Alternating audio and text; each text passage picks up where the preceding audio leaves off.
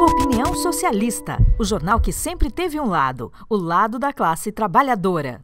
Olá, este é mais um programa Opinião e hoje nós vamos falar sobre a crise no país, sobre a recessão, sobre o ajuste fiscal, que é o tema central do próximo Opinião Socialista. E para conversar com a gente sobre isso, nós trouxemos aqui a Tenágoras Lopes, que é operário da Construção Civil de Belém, membro da CSP com Luta, Central Sindical Popular, e também dirigente nacional do PSTU. Tudo bem, Tenágoras? Tudo bem, Luciana. É uma satisfação estar aqui nesse espaço para poder, digamos, socializar as nossas opiniões. Bom, para começar, o Brasil está passando por uma recessão grave, isso ninguém mais nega.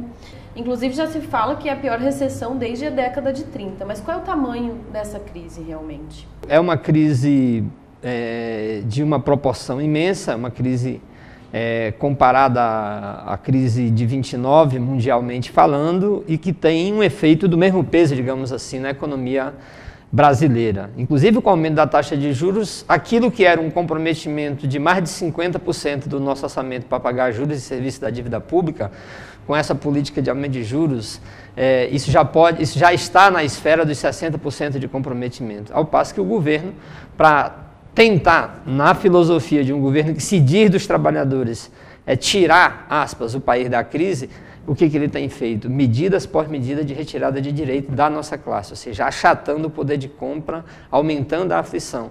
Em síntese, eu diria o seguinte: a crise é muito grave e o que nós estamos vivenciando, sendo pilotado pelo governo do PT, é a velha máxima do mundo capitalista, ou seja, para dar suspiro ao capitalismo, ainda que aqui no nosso país, só é necessário que eles suspirem, que os donos do capital suspirem, quanto mais somente a agonia de quem trabalha.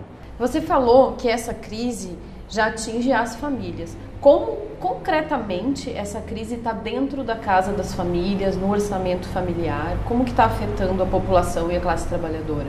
Então, olhando pelo ângulo estrutural do país, ou do que eles chamam de econômico, olhando para dentro da casa das pessoas, eu diria que esses são os sintomas mais sentidos. E há um outro sintoma, ou seja, que combinado com isso, há o sintoma emocional e o sintoma da consciência. Ou seja, o sintoma emocional é exatamente esse da aflição, da incerteza, da insegurança, da angústia de como garantir o mínimo de estrutura para as famílias, sejam elas de setores médios ou de setores mais empobrecidos, até porque o governo do PT nos últimos 12 anos se vangloria de ter gerado mais de 7 milhões de empregos, mas 95% desses empregos, segundo dados do próprio governo, foram empregos que estavam ali em torno de, no máximo, um salário mínimo e meio. Essas pessoas estão sendo diretamente afetadas agora, e também os setores médios.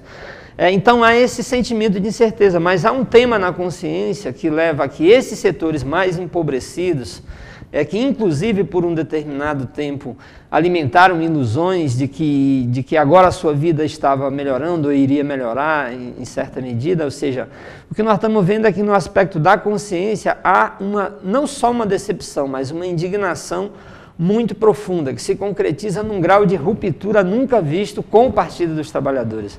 Nós estamos falando de um governo, que é o governo da Dilma, que hoje tem no máximo 9% de popularidade. Ou seja, as grandes massas operárias, trabalhadoras, aquilo que era a base social do Partido dos Trabalhadores, também rompe com esse governo. E dificilmente seria diferente, dado o grau de medidas, de ataque, de opção que o governo fez exatamente nessa estrutura da base da pirâmide social brasileira. Então, no aspecto econômico, a vida concreta é a falta de alimento, ou seja, é comprar menos, é garantir menos coisas para os filhos, menos projeção, é ver que os filhos estão sendo condenados a ter uma vida pior do que a deles, dado o número incessante de medidas que o governo vem retirando de direitos, e na outra ponta, digamos assim, esse aspecto psicológico, esse aspecto da pouca esperança, e que vai se concretizando no terreno da política, que é a ruptura com o governo do Partido dos Trabalhadores. Mas o governo vem tomando uma série de medidas com a justificativa de resolver o problema da crise, como as medidas provisórias que mexem no seguro-desemprego, no PIS. Tem também o plano de proteção ao emprego, mas tem setores que representam os trabalhadores que estão defendendo essas medidas, como, por exemplo, o plano de proteção ao emprego. né, as centrais sindicais, a CUT e a Força, que são as maiores centrais, por exemplo. Como que você vê essa situação?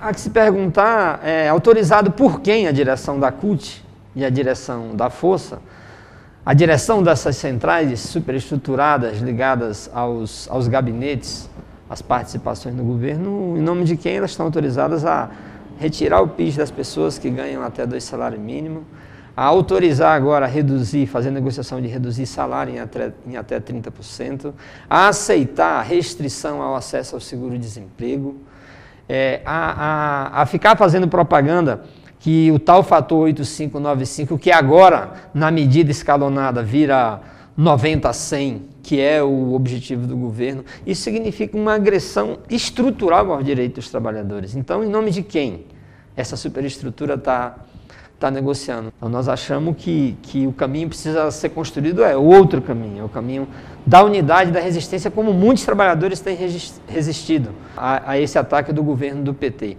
Rompem com o governo pela sua resistência, ou seja, o governo ataca, os trabalhadores resistem, as expectativas, mais uma vez, são golpeadas com mais medidas de ataque e os trabalhadores, então, precisam forjar o seu caminho. Nós estamos tentando fazer isso desde a CSP com lutas para construir uma alternativa a esses golpes, a essas traições. Bom, você disse que a classe tem que construir alternativas, mas como que se faz isso? Ela está fazendo, ela está lutando. Há muitas lutas de resistência. Nós temos uma ampla greve nacional do funcionalismo público federal que se enfrenta diretamente com o governo da Dilma e do PT, do PMDB nesse momento. Nós vimos, como citei o exemplo da GM, nós vimos vários setores das montadoras fazendo acampamento, resistindo, passando por cima, por exemplo, da direção do Sindicato dos Metalúrgicos do ABC, que junto com a empresa defendeu a redução de salário. E os trabalhadores, com 500 demitidos na porta, resistiram lá na Mercedes. Então há muita luta. Nós temos uma luta que se arrasta desde o final do ano passado para cá, que são dos trabalhadores demitidos do Compeg, que não conseguem até hoje receber suas rescisões de trabalho, por conta de que está se jogando nos ombros dos trabalhadores a conta do roubo da Petrobras, a conta da corrupção. Os trabalhadores não param de resistir. A greve de inúmeros estados da educação básica, com um exemplo maior de resistência aí diretamente a um governo do PSDB que reproduz o mesmo mecanismo do governo do PT de arroxo, ajuste, corte, estado mínimo, essa coisa toda, como exemplo da resistência do Paraná, são evidências de que há no cenário brasileiro uma disposição de resistir, de combate, ou seja, a própria classe está apontando o caminho, ou seja, o oposto do que as burocracias estão fazendo, que é tentar conduzir para um acordo de defesa do governo. Então, nós achamos que nós temos que se apoiar nessa disposição de luta, nessa força da classe trabalhadora brasileira, da sua juventude, do povo da periferia, para conduzir uma alternativa que se diferencie da alternativa que defenda o atual governo do PT, ou seja, com o discurso de que esse é um governo de esquerda, e que também se diferencie da alternativa clássica da burguesia brasileira, que é capitaneada pelo PSDB ou coisa do tipo. E esse foi mais um programa Opinião. Nós estivemos aqui com a Atenágoras Lopes. Atenágoras, muito obrigada, foi muito bom conversar com você. E se alguém quiser falar com você? Bom, eu quero agradecer mais uma vez a oportunidade. Se alguém quiser fazer contato, pode usar o meu Facebook. É Atenágoras, meu nome, Temudo, tá, gente? A-T-N, Atenágoras Lopes, e estamos aí à disposição, não só para conversar, mas para agir, para construir esse caminho que a gente vem reivindicando. É para a gente olhar um para o outro, é para olhar para onde? Para as câmeras, hein? Pois é, Vini, qual é a dinâmica? Para ficar de frente, para ficar meio assim? Acho que é para ficar... A Lu é que faz a ligação com a câmera. Mas é só a apresentação, né? É, só na apresentação. E depois vocês conversam. Não, pode ficar perto para ela, vai ter uma câmera para você. Deixa eu tirar o pé da... Relaxa, usa as mãos, soltar a circulação. Eu não consigo mexer muito a mão. Esse meio que Até engatar, depois engata, Vini.